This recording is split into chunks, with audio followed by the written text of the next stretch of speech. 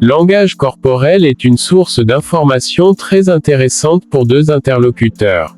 Vous avez déjà dû rencontrer des personnes capables de comprendre tout de suite tout le monde, capables d'analyser une nouvelle connaissance en un rien de temps.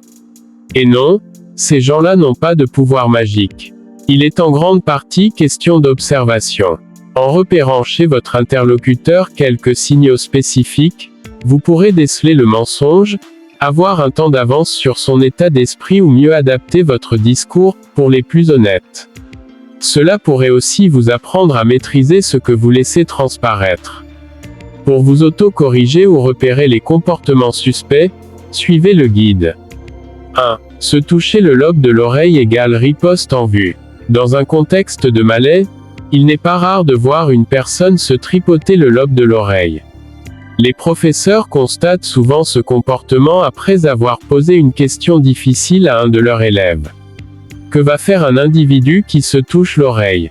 Il a commis une faute et s'apprête à l'avouer ou la masquer.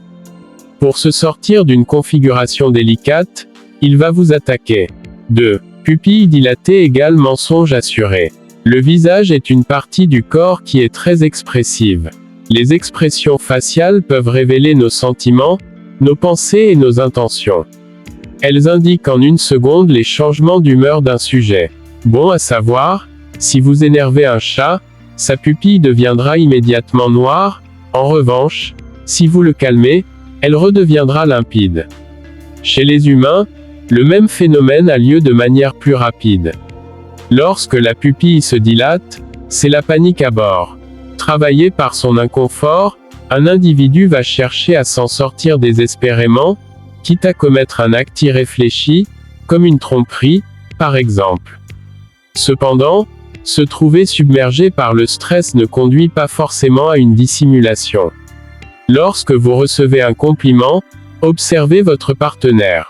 Si ses pupilles sont dilatées, son ressenti le submerge et c'est un sentiment sincère. Si au contraire, elle reste normale, il flatte votre ego. 3. Clignement des paupières intempestif égale mauvaise foi en cours. Les yeux sont souvent considérés comme le miroir de l'âme. Ils peuvent révéler de nombreuses émotions comme la joie, la tristesse, la colère ou la peur. Si vous évitez le contact visuel, cela peut signifier que vous êtes mal à l'aise ou que vous avez quelque chose à cacher. Les mots peuvent vous leurrer, mais l'expression faciale jamais. Lorsqu'une personne ouvre et referme les paupières fréquemment, il peut s'agir d'un tic qui la rend incapable de maîtriser les mouvements de ses paupières, d'une sécheresse de l'œil, d'un malaise qui la travaille. Pourquoi ce malaise? Parce que le sujet est en train de mentir. D'autres phénomènes oculaires en décalage avec une attitude. Quelqu'un qui sourit pendant que son regard devient très froid feint la bonne humeur.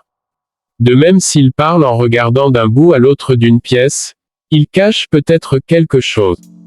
Entraînez-vous à regarder les gens en face. Lorsque vous parlez à un individu, essayez de le fixer. Cela vous aidera à établir un contact visuel et à créer une relation de confiance. 4. Main devant la bouche égale quelque chose à cacher. Les mains sont souvent utilisées pour communiquer des sensations ou des intentions. La bouche est également un instrument d'échange non-verbaux important.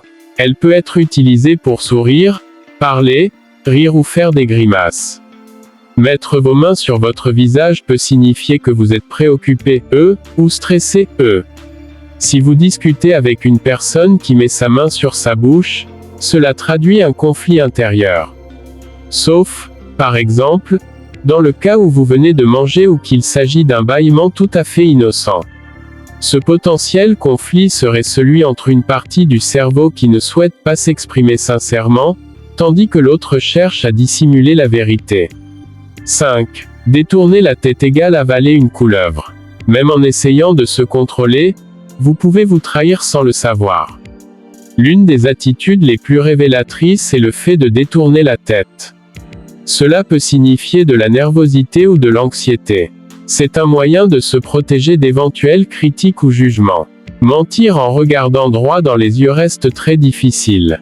Pourquoi? Tout simplement en raison de la peur d'être démasqué. Idem si vous n'êtes pas intéressé, par ce qui se dit. C'est un moyen de montrer que vous n'êtes pas engagé, dans la conversation. D'une part, il faut éviter le réflexe inconscient qui conduit le menteur à détourner la face. D'autre part, il faut faire en sorte que votre figure ne traduise rien. Assez peu d'individus en sont capables. Mais l'action de baisser la tête peut aussi être synonyme de soumission et place une personne dans un statut inférieur. Elle adopte cette attitude par crainte de la réaction des autres, elle n'ose rien dire. Son visage peut s'interpréter comme celui d'un coupable, même si ça n'est pas le cas.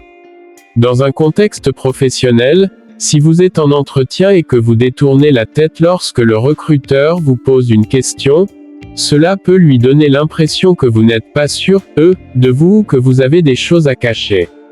Pour éviter de renvoyer ce genre de signal, il est important de se tenir droit et d'avoir le regard direct. Vous pouvez également pratiquer des exercices de respiration profonde pour vous détendre et vous sentir plus confiant. Renforcez votre confiance en vous. Plus vous êtes confiant, moins vous aurez tendance à vous sentir nerveux ou anxieux. 6. Le doigt sur son nez égale syndrome de Pinocchio. Le nez de Pinocchio grandit à chaque mensonge. Évidemment, l'humain ne réagit pas de cette manière. Cependant, le tic qui consiste à se toucher constamment le bout du nez peut signifier une duplicité.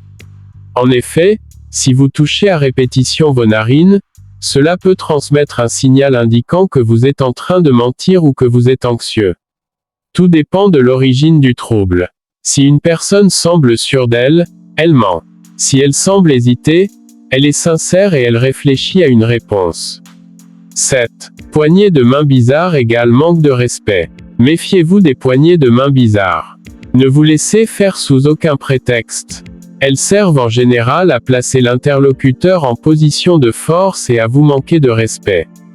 Pour qu'une relation débute en toute égalité, serrez la main droite des droitiers, même si celle-ci est occupée. Méfiez-vous des mains à demi tendues ou des doigts tendus. Si une personne vous tend la main gauche, marquez simplement un temps d'arrêt. Puis, tendez votre main de la manière la plus imposante possible en attendant qu'elle change de main, afin de rétablir l'équilibre. Soignez votre posture. Se tenir droit et avoir le regard direct vous donnera l'air plus confiant. Certains signes peuvent provoquer des problèmes récurrents dans la situation professionnelle d'une personne. Une poignée de main étrange peut entraîner des résultats insuffisants si vous opérez dans l'achat ou la vente, des entretiens ratés, des processus de recrutement avortés, etc. 8. Lèvres léchées ou mordues égale mal à l'aise. Les personnes particulièrement anxieuses ont tendance à abîmer leurs lèvres en les mordant ou en passant de la salive dessus. Si vous déclenchez cette forme d'inconfort chez un sujet, ce dernier risque de perdre le contrôle et de se méfier de vous au point de ne pas vous dire la vérité. Tentez de le rassurer du mieux que vous pouvez afin de le mettre à l'aise et d'éliminer la peur. Le fait de se lécher ou de se mordiller la bouche est un signe de malaise. Ce geste envoie des signaux d'anxiété, de nervosité ou de timidité. Si vous êtes en entretien d'embauche et que vous commencez à céder à ce comportement, cela peut donner l'impression que vous n'êtes pas sûr, de vous. Pour éviter de trahir votre malaise par ce geste, vous pouvez essayer de vous concentrer sur autre chose, comme sur votre respiration ou sur l'objet que vous tenez en main. Vous pouvez également essayer de vous détendre en faisant quelques exercices de respiration profonde. 9. Main sur le menton égale opération séduction. La main gauche sur le menton est typique de l'ami toujours prêt à écouter des confidences avec attention et compréhension. D'un autre côté, si vous touchez votre barbe, cela peut signifier que vous réfléchissez profondément. La main au menton signale une personne qui vous veut du bien et qui adopte une posture de tendresse à votre intention. En revanche, si la main gauche repose sous le menton et le coude sur la table, votre interlocuteur s'ennuie ferme. 10. Croisement des jambes égale plusieurs significations possibles. En matière de communication, les positions des pieds révèlent plusieurs informations sur votre partenaire. Un contexte d'opposition, quand il n'est pas d'accord avec la situation ou la conversation en cours. Une position de contrôle, quand il est à l'aise et veut s'affirmer par rapport à un sujet. La posture de la cheville posée sur les cuisses traduit une désinvolture feinte, voire une immaturité. À noter, croiser les jambes n'est pas recommandé pour la circulation. 11. Une caresse dans les cheveux égale besoin de se rassurer. De petits tics trahissent de légères inquiétudes. Toucher votre ventre peut indiquer de l'anxiété ou un inconfort. Lors d'entretiens d'embauche par exemple, il n'est pas rare de voir un individu se caresser les cheveux. Il cherche à se rassurer. Le toucher indique les pensées d'une personne. Se gratter la tête, réfléchir. Se caresser le menton, hésiter. Se caresser le cou, craindre la réaction de son interlocuteur. 12. Se gratter sans cesse égale impatience et exaspération. Le rythme de nos mouvements peut révéler des choses sur notre état d'esprit. Si vous bougez rapidement, cela peut signifier que vous êtes nerveux ou excité. Se gratter compulsivement les mains ou les bras peut particulièrement agacer son auditoire. Le grattage peut avoir une signification d'impatience, de malaise ou au contraire traduire une tentative d'ouverture vers les autres malgré un blocage lié au stress. Si vous êtes pris en flagrant délit de grattage compulsif, expliquez à votre interlocuteur que c'est plutôt le signe d'une réflexion de votre part, afin d'éviter qu'il ne l'interprète comme une réaction d'exaspération. Taper du pied ou de la jambe égale système de protection. Entendre constamment le froissement du tissu sous une table peut agacer. Sans compter que taper du pied ou se dandiner peut faire bouger une table et gêner ses voisins. Il s'agit d'un système de protection qui se déclenche face à un événement perturbant. Les pieds peuvent révéler beaucoup de choses sur notre état d'esprit. Si vous tournez vos pieds vers la sortie, cela peut signifier que vous souhaitez partir. Pourtant, il est facile de maîtriser ces mouvements inutiles qui peuvent agacer et parasiter la communication. Avant un entretien d'embauche, préparez-vous à contrôler vos membres inférieurs pour qu'ils restent particulièrement immobiles. 14. Cacher ses mains égale je suis là sans l'être. La posture est un autre élément important du langage non verbal. Elle peut révéler notre confiance en soi, notre nervosité ou notre fatigue. Si vous croisez les bras par exemple, cela peut envoyer le message que vous êtes fermé ou que vous vous sentez menacé. Le comportement des mains traduit l'attention des personnes. En parlant, si vos mains restent cachées sous la table, croisées ou collées à votre corps, cela fait penser que vous ne vous impliquez pas dans le discours. Ce dernier vous met mal à l'aise. Ce malaise peut également traduire une duplicité ou une méconnaissance du sujet. Si, au contraire, elle reste posée, sans bouger devant vous, vous montrez votre engagement dans la discussion. 15. Montrer ses mains égale je m'implique. Le toucher est un autre moyen de transmission non verbale important. Il peut être utilisé pour exprimer l'affection, la sympathie ou la domination. Toucher la main de quelqu'un peut signifier que vous souhaitez l'apaiser ou la rassurer. Montrer ses mains, durant un discours, cela appuie les paroles par des mouvements de main vers l'extérieur.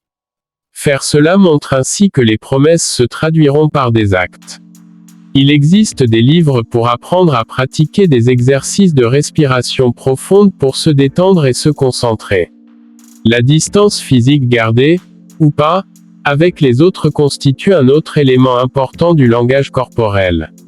Elle peut révéler le degré d'intimité ou de familiarité avec l'individu face à soi. Par exemple, s'approcher trop près de quelqu'un peut être ressenti négativement.